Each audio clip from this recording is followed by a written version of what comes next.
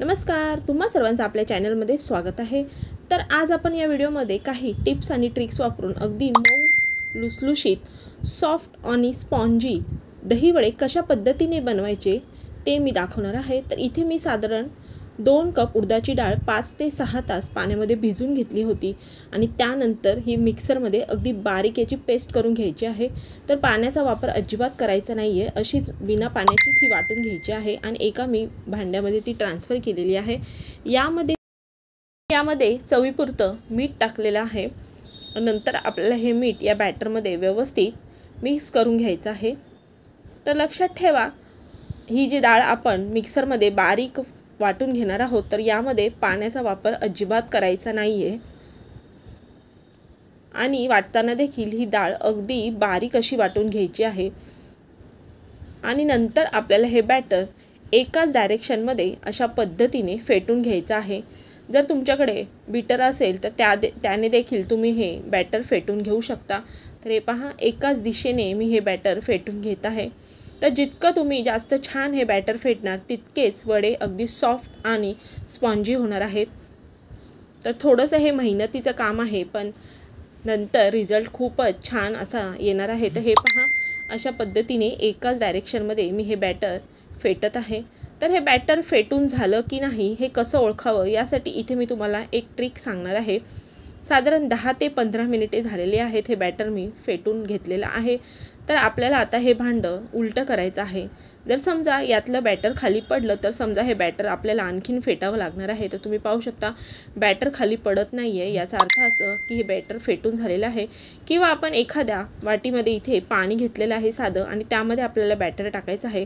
हे जर तरंगलं तर याचा अर्थ असा की हे बॅटर आपलं परफेक्ट असं वडे करण्यासाठी तयार झालेलं आहे। इथे मी दुसऱ्या भांड्यामध्ये साधारण 250 ग्रॅम हे अगदी ताजं असं दही घेतलेलं आहे आणि यामध्ये मी 2 चमचे साखर टाकलेली आहे। तर तुम्ही साध्या साखरेऐवजी यामध्ये पिठी साखरेचा देखील वापर करू शकता। आणि हे दही देखील आपल्याला व्यवस्थित फेटून घ्यायचं आहे आणि नंतर आपल्याला हे दही थंड होण्यासाठी फ्रीजमध्ये ठेवायचं आहे। तर दही देखील आता आपलं फेटून झालेलं आहे। तर आता आपण वडे तळायला घेऊयात। तर इथे मी कढईमध्ये तेल गरम करून घेतलेलं आहे आणि त्यामध्ये आपल्याला अशा पद्धतीने वडे टाकायचे आहेत आणि मध्यम आचेवरती मस्त गोल्डन रंगाचे होईपर्यंत आपल्याला हे वडे छान तळून घ्यायचे आहेत। तर लक्षात ठेवा, गॅस आपल्याला मध्यम आचेवरतीच ठेवायचा आहे, जास्त फास्ट गॅस आपल्याला ठेवायचा नाही आहे। तर त्यामुळे आपले वडे आतमध्ये कच्चे राहू शकतात।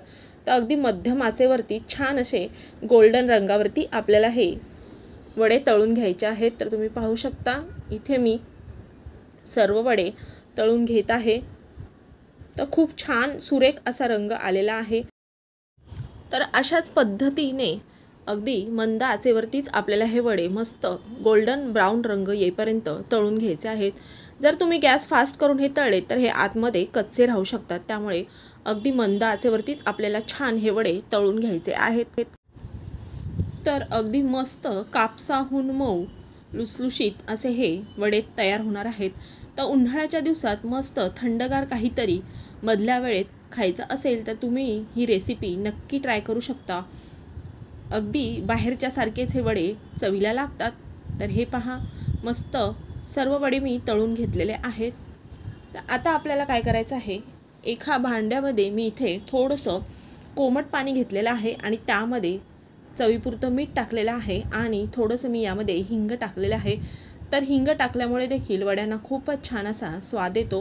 आता हे व्यवस्थित मिक्स करून आपण जे वडे तळले होते ते आपल्याला कोमट वडेच यामध्ये डीप करायचे आहेत आणि साधारण 15 ते 20 मिनिटे असेच या पाण्यामध्ये डीप करून ठेवायचे आहेत। आणि नंतर आपल्याला काय करायचं आहे, 15 ते 20 मिनिटानंतर हे जे वडे आहेत ते पूर्णपणे यातलं जे पाणी आहे ते ॲब्झॉर्ब करतात आणि नंतर आपल्याला यातलं पाणी व्हिडिओत दाखवल्याप्रमाणे पिळून घ्यायचं आहे। हे पहा, आणि दह्यामध्ये हे वडे आपल्याला बुडवून ठेवायचे आहेत। तर दह्यामध्ये देखील साधारण 15 ते 20 मिनिटे आपण हे वडे बुडवून ठेवू शकतो। तर मस्त अगदी छान असे हे दिसत आहेत। तर पूर्ण दह्यामध्ये मी हे असे बुडवून ठेवत आहे आणि नंतर आपल्याला सर्व करताना एखाद्या प्लेटमध्ये आपल्याला हे एक वडे घेऊन त्यावरती आपल्याला हवं असल्यास तुम्ही थोडीशी आणखीन दही टाकू शकता। तुम्हाला जर दही जास्त आवडत असेल तर जास्त दही देखील तुम्ही इथे वापरू शकता। तर आता आपण हे वडे मस्त डीप केलेले आहेत. तर आता आपण हे वडे सर्व करूयात. तर एका डिशमध्ये मी हे एक एक वडे काढून घेत आहे. तर खूपच अगदी मऊ आणि सॉफ्ट असे हे स्पॉन्जी आपले दही वडे तयार झालेले आहेत. तर हे पहा, इथे मी हे वडे काढलेले आहेत. त्यावरती आणखीन थोडंसं आपल्याला दही टाकायचं आहे. त्यानंतर मी यावरती टाकणार आहे पुदिना आणि कोथिंबिरीची हिरवी चटणी आणि त्याचबरोबर मी इथे चिंचेची गोड चटणी देखील टाकणार आहे. तर पुदिन्याची चटणी आणि चिंचेची चटणी कशा प्रकारे बनवायची याची लिंक मी तुम्हाला डिस्क्रिप्शनमध्ये देईल, ती तुम्ही नक्की चेक करा. तर हे पहा, मस्त रंग तर खूपच अप्रतिम दिसत आहे.